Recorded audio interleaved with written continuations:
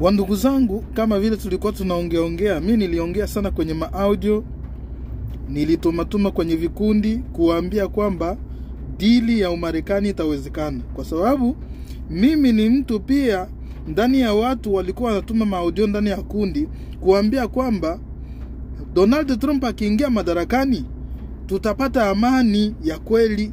Na pili, hii Rwanda ambayo inatusumbua Kagame tutamweka parterre.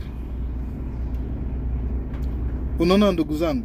Kwa hiyo dili ya Umarekani iko kweli, na tarehe tuseme siku ya Ijumaa, yani ya 5 hapa inayokuja, napenda niwaambie kwamba tunaenda kusinye amani kati ya Rwanda na Kongo. Kisha dili ya Umarekani na Kongo itafuatilia baadaye. Na waambieni leo ni tarehe 26 siku ya 4. Kesho siku ya 5 wanaenda kusinye.